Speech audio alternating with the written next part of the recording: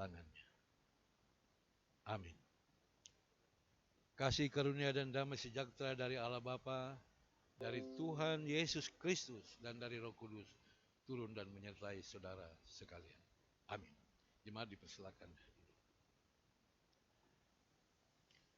Jemaat Tuhan, mari kita memuji nama Tuhan. Kita menyanyi bersama dari nyanyian rohani nomor 9. Kita nyanyikan ayat pertama dan ayatnya yang kedua.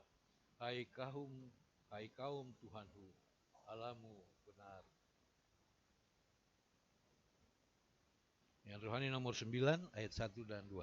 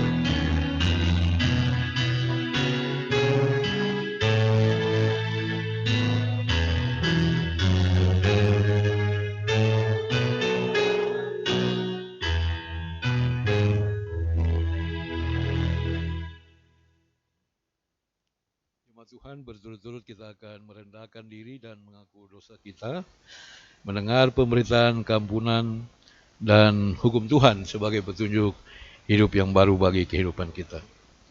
Untuk itu jemaat menyiapkan Kidung Jemaat 183.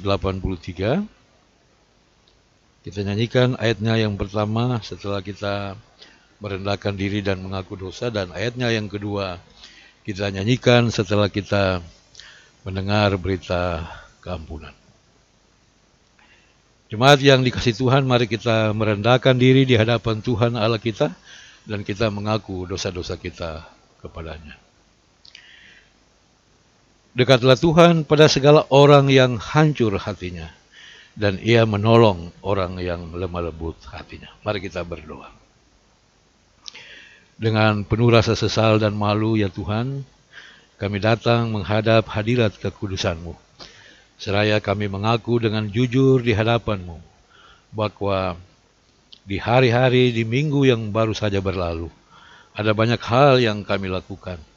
Apakah itu dengan perkataan kami, dengan perbuatan kami, dan dengan segenap hidup kami yang telah menyakiti hati Tuhan dan hati sesama kami manusia. Itulah sebabnya kami datang kepadamu ya Tuhan, kami mohon belas kasihan Tuhan. Kiranya Tuhan berkenan mengampuni kami dari segala salah dan dosa yang telah kami lakukan melawan kehendak-Mu. Kami mohon ini hanya di dalam nama Tuhan kami Yesus Kristus. Amin. Menjulang nyata.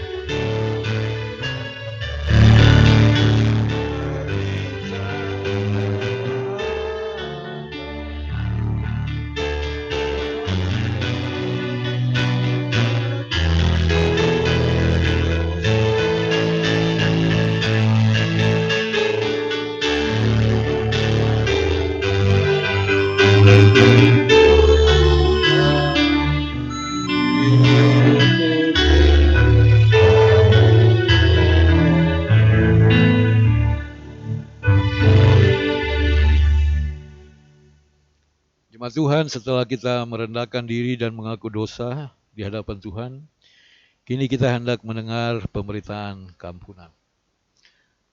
Selaku hamba Yesus Kristus, saya mengabarkan kepada setiap orang yang telah mengaku dosanya bahwa ada keampunan dosa.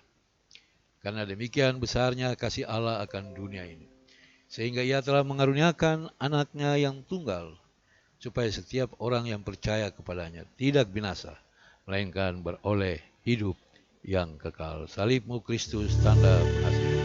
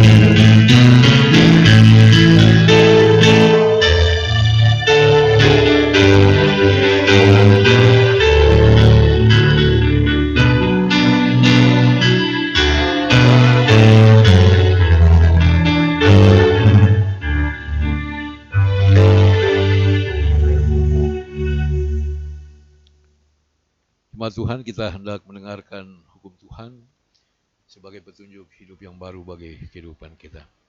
Saya mengundang jemaat untuk bangkit berdiri.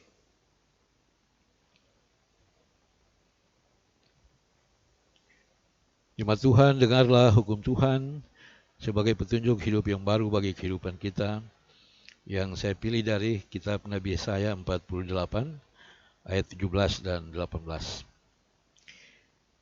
Beginilah firman Tuhan, penebusmu yang maha kudus Allah Israel. Akulah Tuhan Allahmu yang mengajar engkau tentang apa yang memberi faedah, yang menuntun engkau di jalan yang harus kau tempuh. Sekiranya engkau memperhatikan perintah-perintahku, maka damai sejahteramu akan seperti sungai yang tidak pernah kering, dan kebahagiaanmu akan terus berlimpah seperti gelombang-gelombang laut yang tidak pernah berhenti. Demikianlah hukum Tuhan sebagai petunjuk hidup yang baru bagi kehidupan kita. Kiranya Tuhan Allah akan memampukan kita semua supaya kita mampu memberlakukan hukum Tuhan ini dalam hari-hari hidup kita. Jemaat dipersilakan duduk.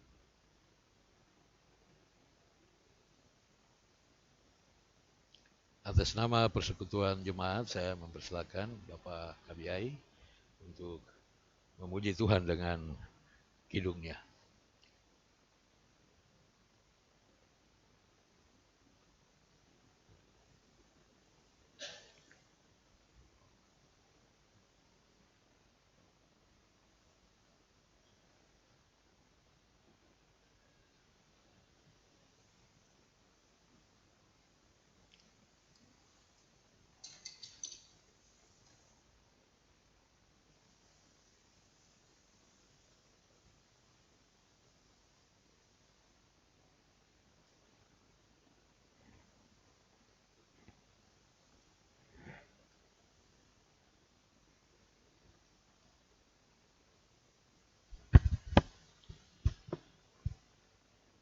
Shalom.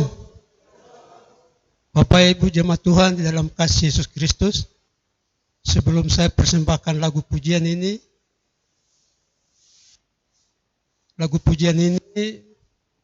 lagu-lagu rohani tempo dulu.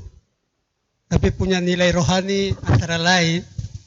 Lagu ini memberikan gambaran tentang kehidupan Bapak Ibu Saudara dalam kehidupan bergereja, berjemaat, selaku pribadi, keluarga, dan persekutuan jemaat. Kita ini hidup ibarat seperti bahtera di lautan yang luas, ibarat perahu di samudra.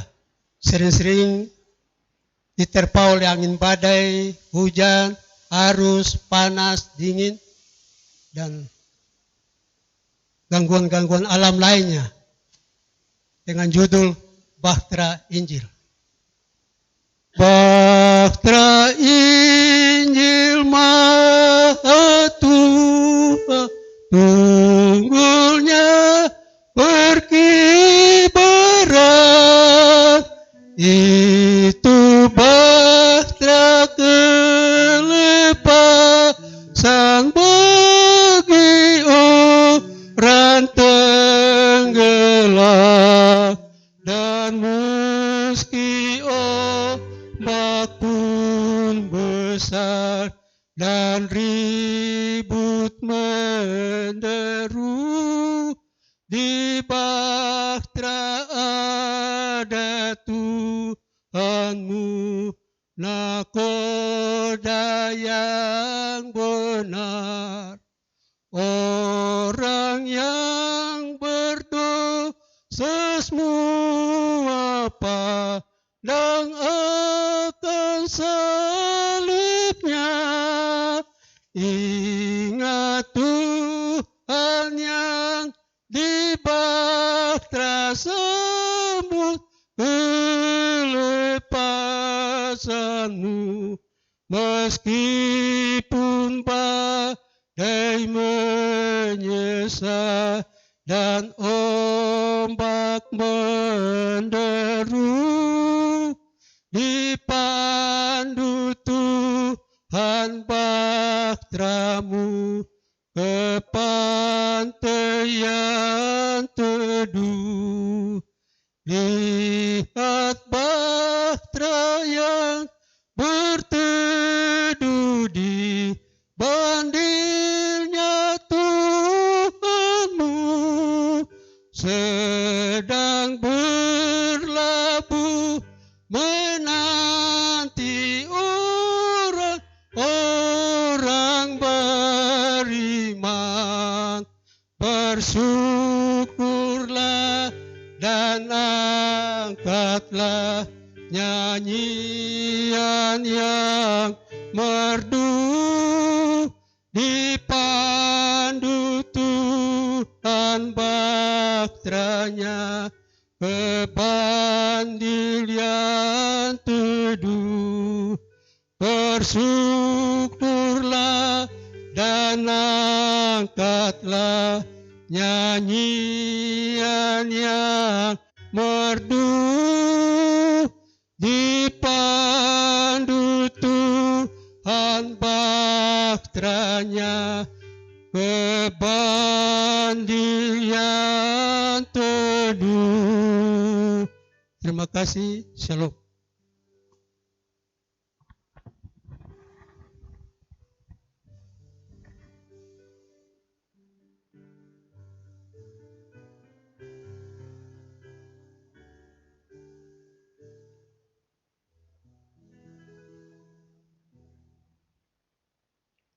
Terima kasih Bapak Kabiai atas lagu pujiannya. Memang saudara, kehidupan kita itu seperti bahtera ya. Kita berlayar menuju pantai yang teduh ya, dalam filsafat orang bilang itu Saubebri. Saubebri di sebelah tanjung sana, di sini ombak gelombang sebesar apapun kita tetap tenang. Karena kita pasti dalam tuntunan Tuhan kita akan sampai di Saubebri ini, pantai yang teduh. Ya, semoga pujian ini memberikan kita penghiburan, tapi kekuatan baru juga untuk kita melanjutkan perjalanan pelayanan kita ke depan. Mari kita berdoa untuk pemberitaan firman Tuhan. Bapa di sorga, Bapa di dalam Tuhan kami Yesus Kristus, terima kasih Bapa. Karena di pagi hari ini Tuhan memperkenankan kami ada dalam persekutuan Jumat lewat ibadah Minggu Trinitas pada minggu pagi hari ini. Tuhan sudah menuntun kami dari rumah kami masing-masing di berbagai week pelayanan, week 1, week 2, dan week 3. Dan kami sudah ada di rumah Tuhan. Kami siap untuk berjumpa dengan Tuhan, tapi juga mengalami perjumpaan sebagai sebuah jemaat. Dan kami kini hendak mempersiapkan hati dan pikiran kami untuk membaca dan merenungkan firman-Mu. Kami mohon Tuhan menuntun kami dengan kuasa Roh-Mu yang kudus, supaya firman yang hendak kami baca dan renungkan tidak akan berlalu dengan sia-sia. Tapi biarlah firman-Mu itu tinggal tetap di hati, sanubari pikiran kami, supaya firman itu menuntun kami menjadi suluh penerang dalam perjalanan hidup kami pribadi, keluarga, dan persekutuan jemaat ke depan.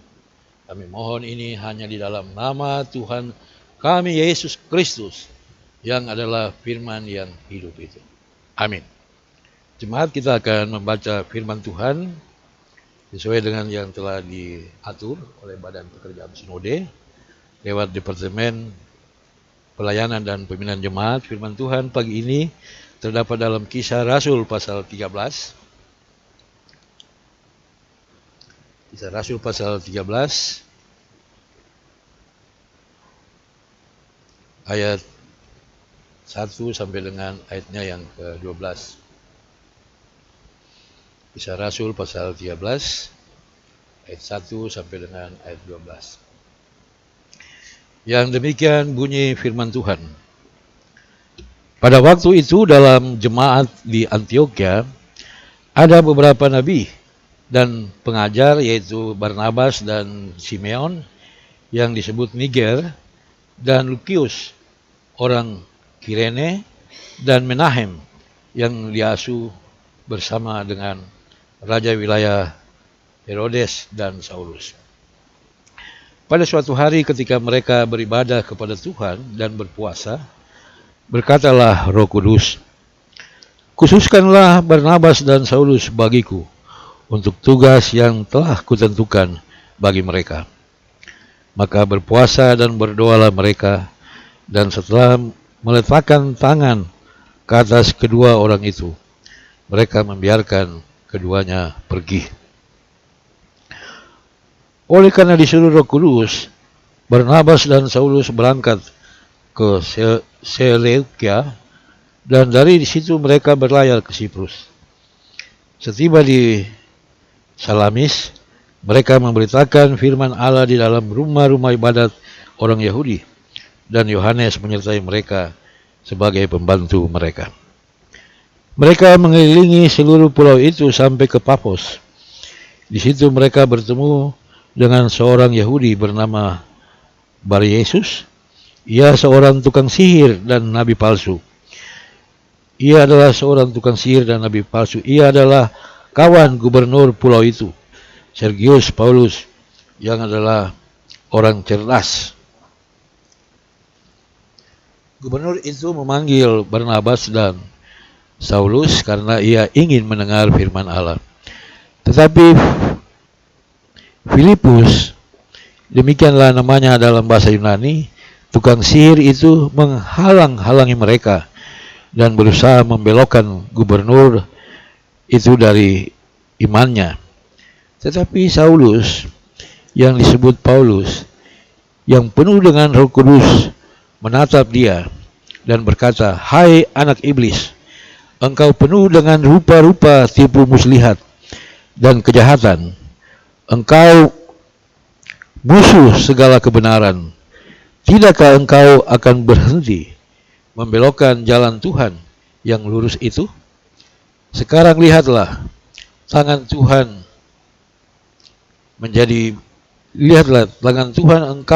engkau menjadi buta. Beberapa hari lamanya engkau tidak dapat melihat matahari." Dan seketika itu juga orang itu merasa diliputi kabut dan gelap, dan sambil meraba-raba ia harus mencari orang untuk menuntun dia. Melihat apa yang telah terjadi itu, percayalah gubernur itu, ia takjub oleh ajaran Tuhan. Jemaat Tuhan, demikianlah pembacaan firman Tuhan. Yang berbahagia adalah kita semua yang sudah mendengarkan firman Tuhan ini dan mau memelihara firman itu dalam hati kita masing-masing. Haleluya. Haleluya.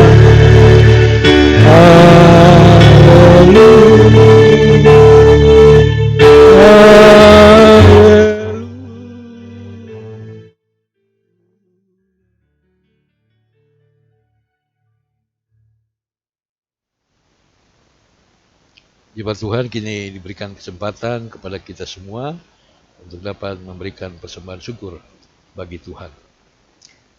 Kita sambil mengumpulkan persembahan kita akan memuji nama Tuhan dari dalam nyanyian rohani nomor 147. Kita nyanyikan ayat 1 sampai dengan ayatnya yang ketiga. Firman Tuhan mengingatkan kita bahwa Tuhan sangat mengasihi orang yang memberi dengan penuh sukacita. Kuasa-Mu ya pengasihan.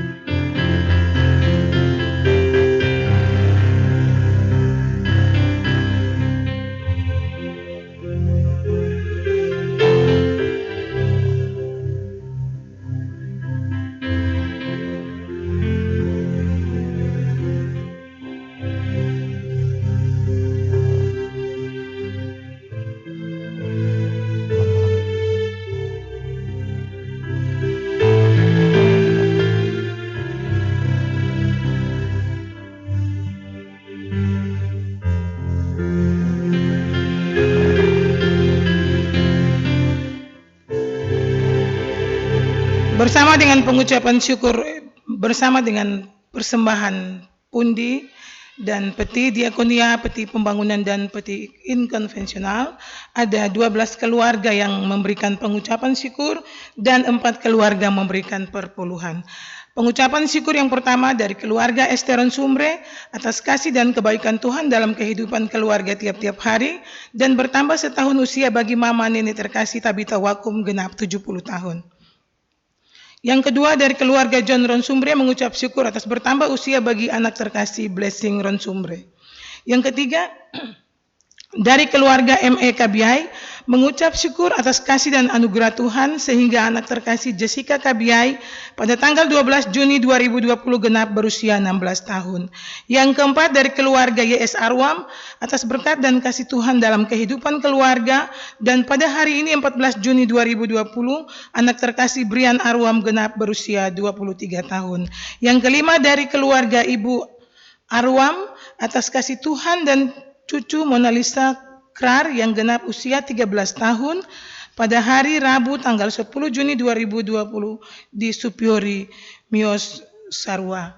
Yang keenam dari keluarga BG Rangga atas kasih dan penyertaan Tuhan dalam kehidupan tiap-tiap hari, serta keluarga mengucap syukur atas 1 tahun almarhum Bapak Demianus Yarangga dipanggil ke rumah Bapa di sorga pada tanggal 5 Juni 2019 yang lalu.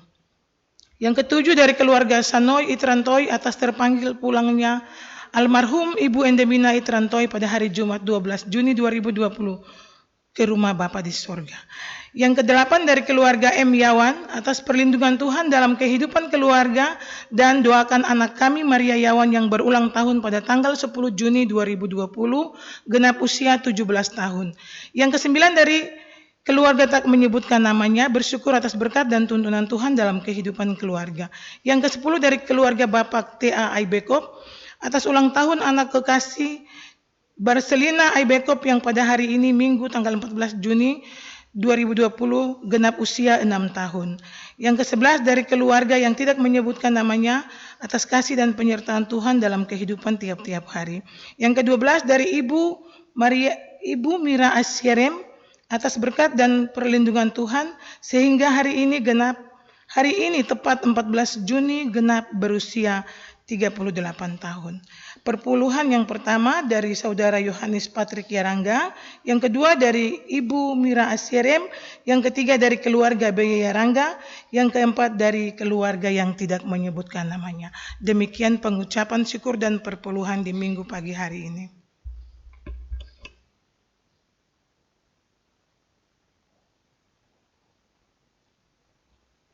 Jiwa Tuhan, mari kita berdoa untuk persembahan yang kita sudah kumpulkan, tapi juga pengucapan syukur dari 12 keluarga dan 4 keluarga yang memberikan persembahan persepuluhan. Kita berdoa. Bapa di sorga, Bapa yang maha baik dan yang maha murah, kami mengucap syukur dan berterima kasih atas waktu dan kesempatan yang Kau karuniakan kepada kami sebagai anak-anak-Mu dalam jemaat ini, sehingga kami boleh memberikan persembahan kami sebagai ungkapan syukur dan terima kasih kami atas segala kasih dan sayang Tuhan, penjagaan Tuhan, perlindungan Tuhan, pemeliharaan Tuhan, bahkan berkat-berkat yang Tuhan nyatakan dalam kehidupan kami sampai dengan saat ini. Kami sudah mengumpulkan persembahan kami lewat kantong-kantong kolekte, lewat peti diakonia dan juga peti pembangunan. Bersama-sama dengan persembahan kami di pagi ini, ada 12 keluarga yang memberikan persembahan syukur, pengucapan syukur mereka kepada Tuhan. Ada keluarga-keluarga yang merasakan, mengalami kebaikan Tuhan, sehingga ada orang-orang yang mereka kasihi, anak-anak, istri, mama mereka, Tuhan tambahkan usia setahun. Biarlah semua pengucapan syukur dari keluarga-keluarga yang Tuhan menyambutnya dengan sukacita, memberkati mereka. Ada juga keluarga-keluarga yang memberikan pengucapan syukur kepada Tuhan, karena ada orang-orang yang mereka kasihi, yang Tuhan sudah panggil. Dan ada yang mengucap syukur kepada Tuhan mengenang setahun orang yang mereka kasihi dipanggil oleh Tuhan. Biarlah semua pengucapan syukur yang diberikan berdasarkan motivasi pemberian masing-masing. Dan 4 keluarga yang memberikan persepuluhan kepada Tuhan. Tuhan Yesus berkenan menerima semua persembahan kami, pengucapan syukur kami dan persepuluhan kami kepada Tuhan. Dan juga ada satu persembahan syukur yang diberikan dalam kaitan dengan HUT Bapak John Ron Sumre yang ke-44, dan kembalinya Bapak Anton Wakung ke tengah-tengah keluarga yang juga dipersembahkan kepada Tuhan. Tuhan berkenan menerimanya. Terima kasih Bapak. Itulah persembahan yang kami berikan. Kami percaya Tuhan memberkati setiap tangan yang sudah memberi dan menerima persembahan kami. Dalam nama Yesus Tuhan kami sudah berdoa dan menyerahkan persembahan ini kepada Bapa. Amin.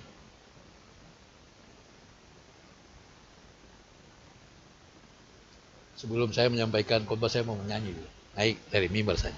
Saya mau menyanyi seperti pujian yang Bapak Kabai tadi sampaikan, tapi dalam bahasa Sangir. Ya.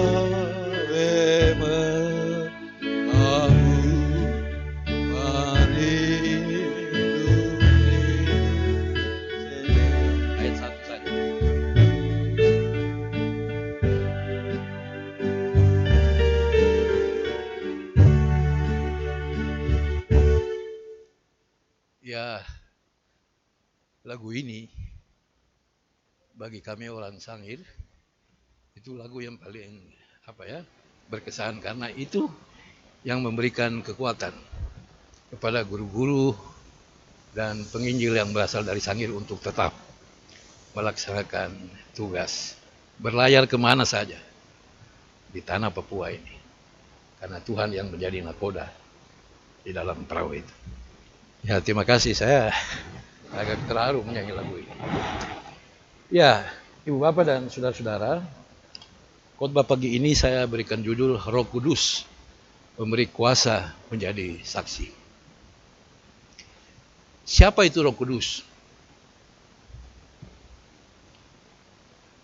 Roh Kudus itu adalah roh yang melayang-layang ketika peristiwa penciptaan itu terjadi.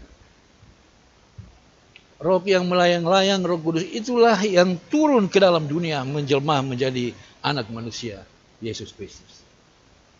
Dan Yesus Kristus yang naik ke surga, dia turun kembali di dalam otoritas Roh-Nya yang kudus. Sederhananya begitu kalau kita bicara tentang Trinitas. Jadi Roh Kudus itu Roh Yesus, itu Roh Allah yang melayang-layang. Jadi Rohani 3 menurut Ishak Samuel Kene itu ketiganya yang esa. Karena orang Israel dalam Ulangan 6, Tuhan Allah itu Tuhan Allah yang esa. Tuhan itu tidak tiga. Ketiganya adalah satu. Ketiganya yang esa, itu pujian yang selalu kita persembahkan kepada Tuhan di dalam nyanyian rohani nomor 3.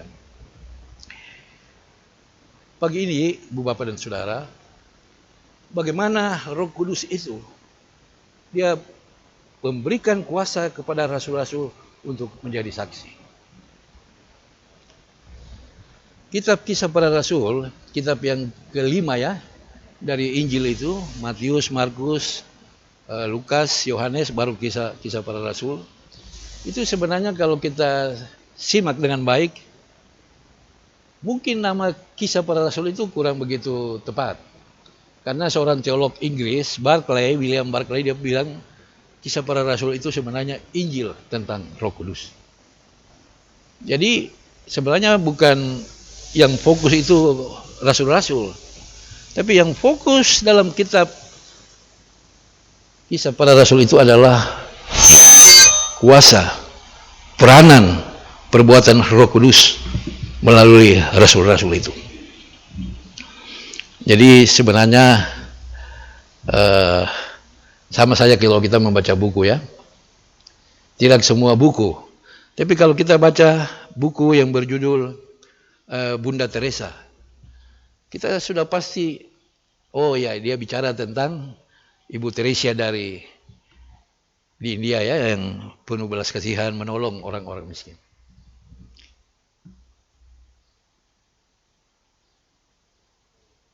Jadi di dalam pembacaan kita pagi hari ini, bagaimana jemaat di Antioquia ya, ini jemaat yang pertama Ibu Bapak, karena penyebutan Kristen itu pertama-tama di jemaat ini, jemaat Antioquia. Ketika mereka sedang berdoa, beribadah, tiba-tiba suara Roh Kudus berkata, pisahkan Barnabas dan Saulus. Saya akan pergunakan mereka untuk tugas yang khusus. Tugas khusus apa, Ibu Bapak dan Saudara? Tugas khusus yang diberikan kepada Barnabas dan Saulus itu adalah tugas untuk memberitakan Injil Yesus Kristus kepada orang-orang bangsa-bangsa mulai dari Yerusalem sampai dengan Roma. Dan mereka harus berlayar seperti tadi pujian Bapak Kabiai, menghadang ombak dan gelombang, keliling pulau-pulau, hanyalah demi tugas khusus untuk bagaimana supaya Injil tentang Yesus Kristus itu bisa juga didengar.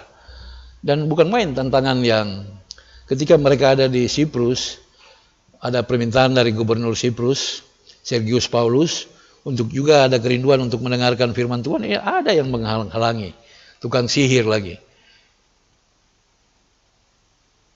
Dia menghalang-halangi Barnabas dan Paulus untuk bertemu dengan gubernur, supaya gubernur itu jangan dibelokkan, jangan menerima Tuhan, jangan mendengar tentang ajaran jalan suci itu, jalan Tuhan itu.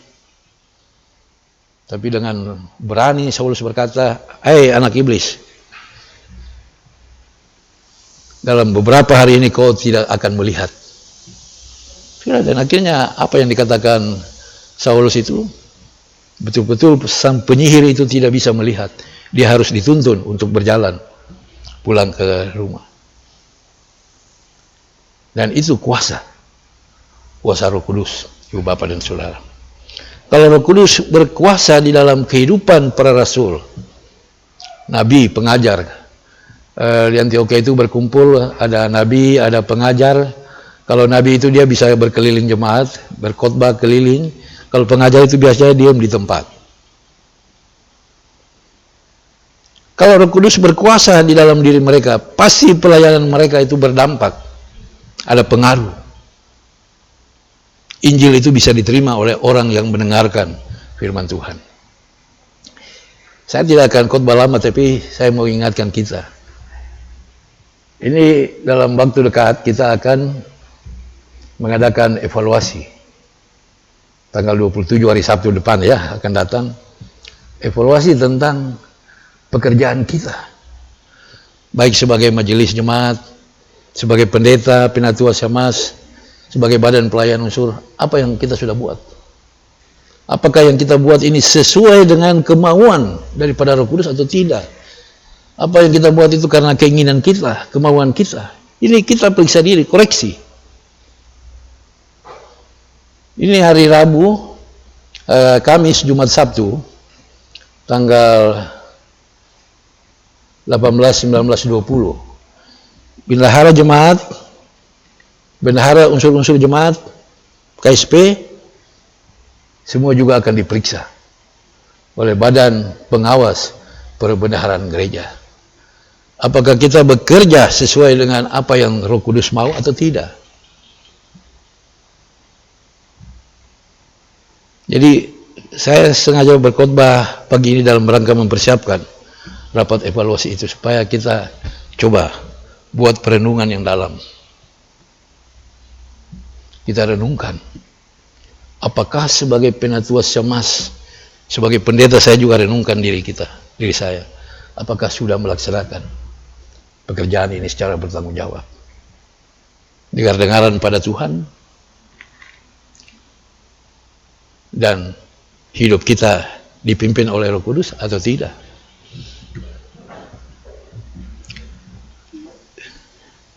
Istri-istri penatua mereka bilang, aduh Pak Pendeta ini bagaimana sapu petua ini masih suka mabuk-mabuk, dia tendang sapu ember-ember yang saya pergi jual ikan.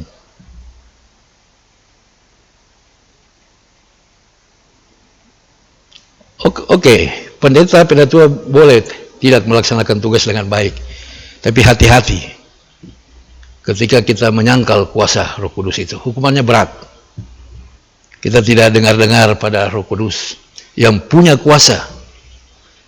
Pendeta tidak bisa merubah penatua menjadi lebih baik, tidak bisa. Yang bisa merubah seorang penatua untuk sadar akan kelemahan dirinya dan berbuat lebih baik bagi istri dan anak-anak, tapi juga lebih bertanggung jawab dalam tugas tanggung jawab pelayanan, hanya satu, yaitu yang punya kuasa itu, Roh Kudus. Jadi sebagai pendeta kita hanya bisa bantu ya, lewat pastoral mungkin, tapi minta kepada Dia yang punya kuasa Roh Kudus itu, Tuhan, Roh Kudus, rubah saya.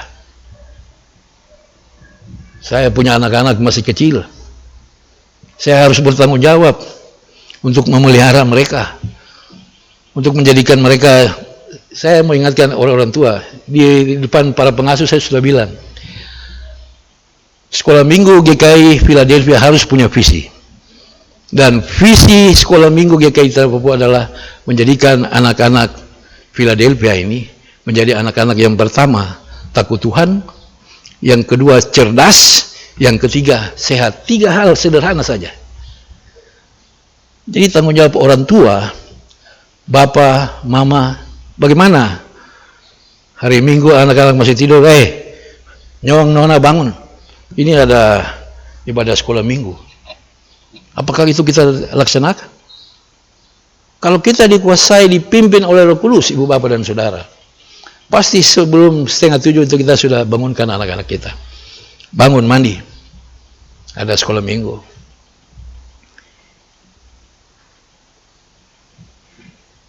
Peranan orang tua itu penting. Melihara anak-anak dengan baik, supaya mereka jadi anak yang takut Tuhan, jadi cerdas. Jadi cerdas kan itu sederhana saja, rajin belajar. Ini saya lihat ini anak-anak naik sepeda badan telanjang sampai malam. Baru orang tua ada perhatikan kah? Dari kampung Biak ini harus dikeluarkan anak-anak yang cerdas. Karena Papua di masa yang akan datang membutuhkan anak-anak yang takut Tuhan, anak-anak yang cerdas, anak-anak yang sehat untuk melakukan perubahan. Perubahan harus terjadi di kampung ini. Perubahan harus terjadi di tanah Papua yang kita cintai.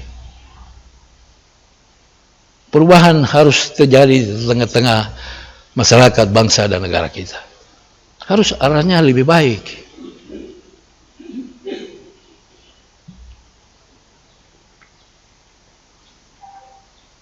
Kedepan kita membutuhkan perubahan besar. Tanggal 10 Agustus, saya merencanakan untuk melakukan pelatihan kepemimpinan transformasional di jemaat ini. Siapa pesertanya? Pesertanya itu adalah anak-anak PAM, pendeta, kepala-kepala kampung. Kenapa Pak Pendeta undang kepala kampung? Ada apa dengan mereka? Kita harus tolong kepala kampung. Engros 1 tahun 8 miliar, perubahan apa yang terjadi di Engros? Nafri 1 tahun 9 miliar, perubahan apa? Koyakoso 13 miliar 1 tahun, perubahan apa yang terjadi? Kepala kampungnya begini. Jadi gereja ini harus perhatikan soal-soal begini. Jangan hanya berdoa minta persembahan dari jemaat baru kamu tidak perhatikan pemerintah kampung.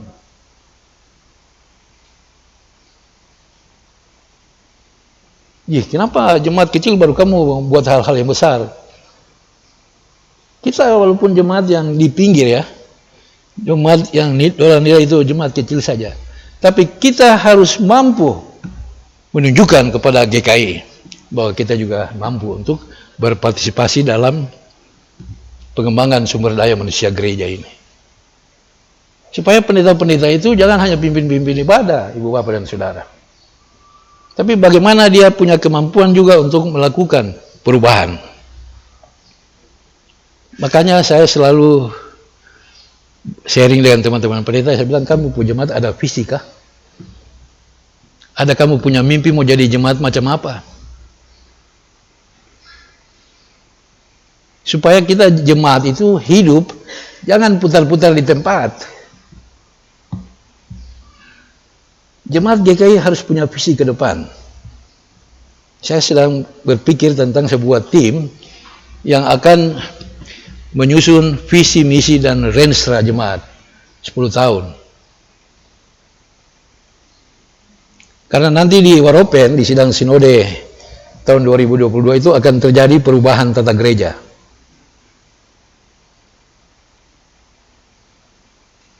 Sidang jemaat itu tidak setiap tahun. Sidang jemaat itu berlangsung 5 tahun sekali.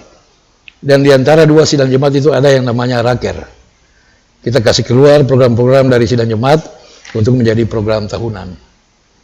Sehingga setiap tahun itu kita tidak perlu mengeluarkan biaya sampai 20 juta, 30 juta. Tidak usah. 2 juta, 3 juta cukup untuk melakukan raker. Gereja itu harus efisien dan efektif.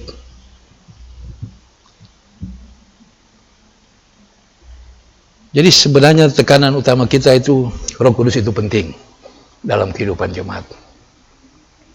Kalau setiap kita pendeta jemaat, penatua, syamas, urusan-urusan bendahara, sekretaris, hidup dan pelayanannya dipimpin oleh Roh Kudus, jemaat ini aman. Jemaat ini aman. Jemaat ini akan membuat hati Tuhan senang. Tapi kalau kita melakukan hal-hal yang tidak menyenangkan Tuhan, kasihan ya. Tuhan dia sudah jaga, lindungi, mengasihi kita tuh. Dia menangis karena pendeta tertentu kurang rajin mengunjungi jemaat. Aduh, saya juga sedih. Saya ini tinggal 2 tahun saja saya di jemaat, tidak lama.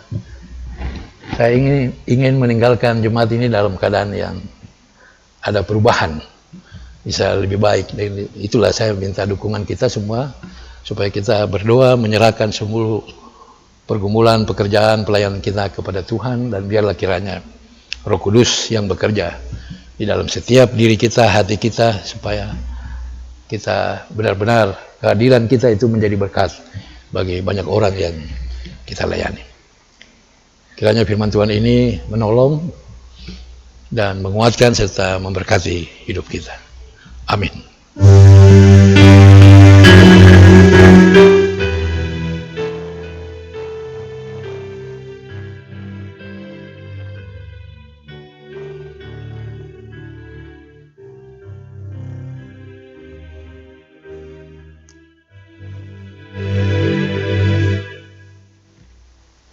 Saya ingin dengar majelis jemaat memuji Tuhan. Apa Ibu Pendeta namanya paduan suara? Kebun anggur ya? Paduan suara kebun anggur. Penatua dan Syamas.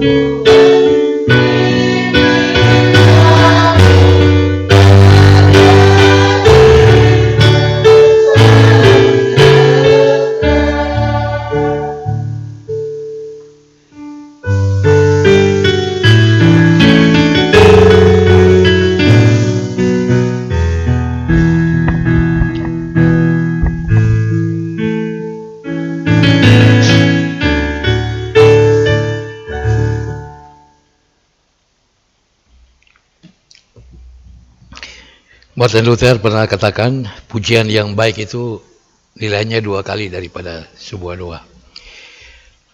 Saya ingat tahun 1948 itu Isaac Samuel Kene menjadi direktur dari Yoka Institute. Dia berdiri di depan pintu gerbang Kampung Yoka. Dia merenungkan perjalanannya. Selama 25 tahun dia mengabdi di atas tanah Papua ini. 48 ya, 23 dia tiba di Mansinam, 25 dia pindah ke Miei, 48 dia ada di Yoka. Dia bilang 25 tahun saya mengabdi di atas tanah ini. Dia mengaku bukan karena dia punya kekuatan, tapi itu terjadi hanya kekuatan dari Tuhan lewat kuasa Roh Kudus. Jadi pengalaman dia berdiri di depan kampung itu menjadi inspirasi bagi dia ketika menulis syair dari nyanyian rohani 57 ayat yang kedua. Meski aku bekerja, tahan sampai berlelah, tidak cukup kuatku, hanya oleh sayang Tuhan. Jadi saya kira kita pun semua begitu. Kita masih muda sampai kita sudah pensiun dan masih terus melakukan pengabdian di dalam pemerintahan, dalam gereja. Harus seperti Isaac Samuel Kene. Tidak cukup kuatku, hanya oleh sayang Tuhan. Jadi kiranya Tuhan yang terus menyayangi kita itu harus tetap menjadi panduan, menjadi pandu di dalam kita melakukan tugas tanggung jawab pengabdian kita. Siapkan rohani 144 ayat yang kedua. Kita akan menyanyi setelah kita mengikrarkan pengakuan iman kita.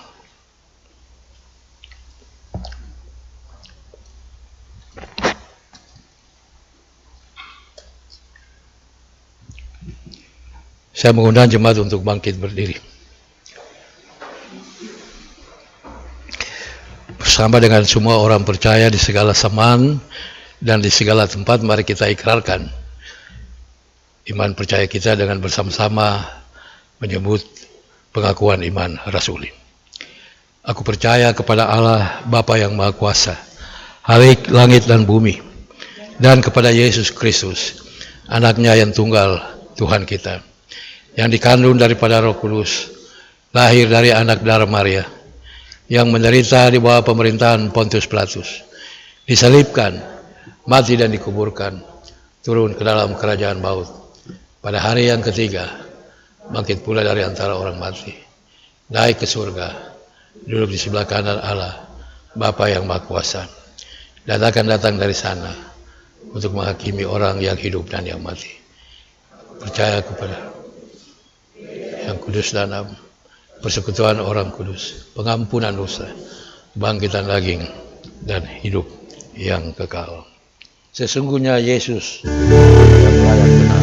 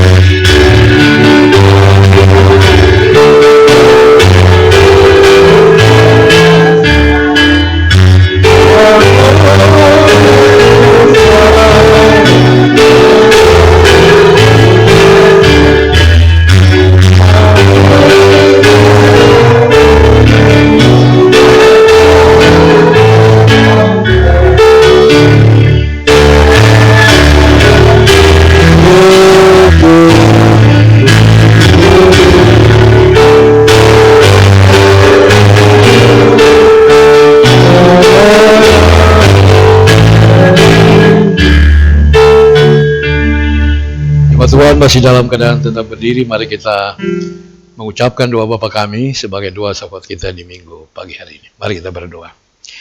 Bapa kami yang ada di sorga, dikuduskanlah namamu, datanglah kerajaanmu, jadilah kehendakmu di bumi seperti di sorga. Berikanlah kepada kami pada hari ini makanan kami yang secukupnya, Ampunilah kami atas segala kesalahan kami, seperti kami juga mengampuni orang yang bersalah kepada kami. Dan janganlah membawa kami ke dalam pencobaan, tetapi lepaskanlah kami daripada yang jahat, karena Engkaulah yang punya kuasa dan kemuliaan sampai selama-lamanya. Amin. Jemaat dipersilakan duduk. Kita akan mengakhiri ibadah kita di Minggu Trinitas, Minggu pagi hari ini. Mari kita memuji Tuhan dari nyanyian Kidung Jemaat nomor 237. Ayat 1 kita nyanyikan dalam keadaan duduk, dan ayatnya yang kedua kita nyanyikan dalam keadaan berdiri. Sesudah itu kita menerima berkat Tuhan. Roh Kudus tetap teguh.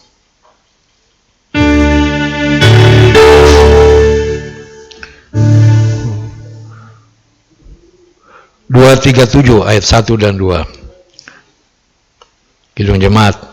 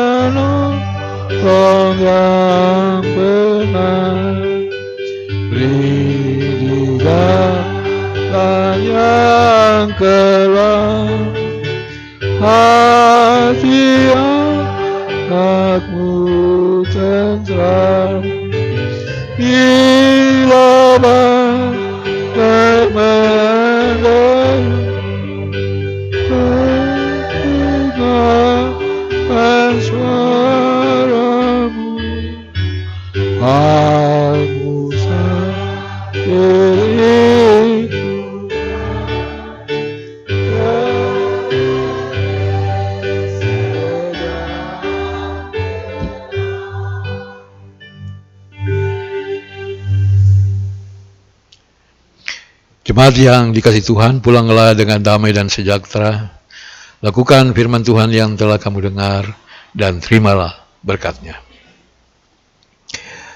Anugerah Tuhan kami Yesus Kristus, pengasihan Allah Bapa, dan persekutuan Roh Kudus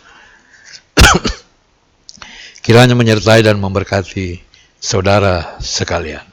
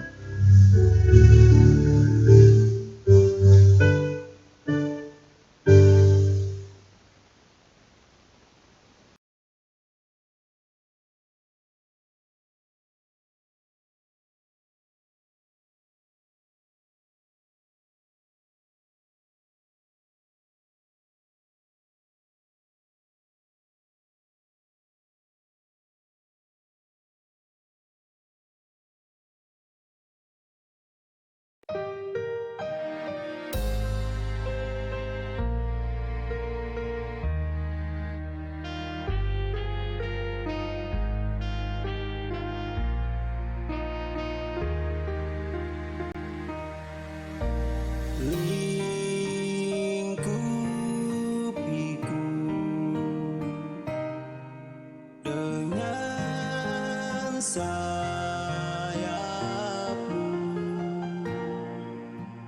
naungiku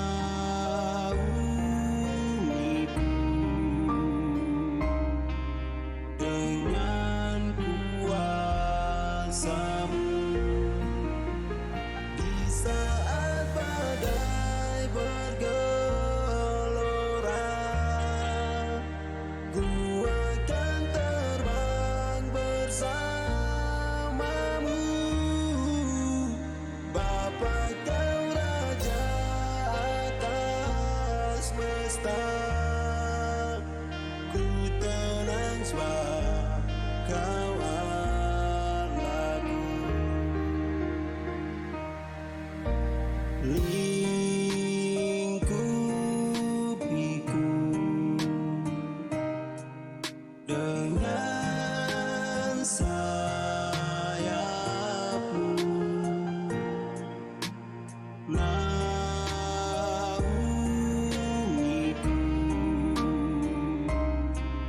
dengan kuasa-Mu. Di saat badai bergelora, ku akan terbang bersama-Mu. Bapa, Kau Raja atas semesta,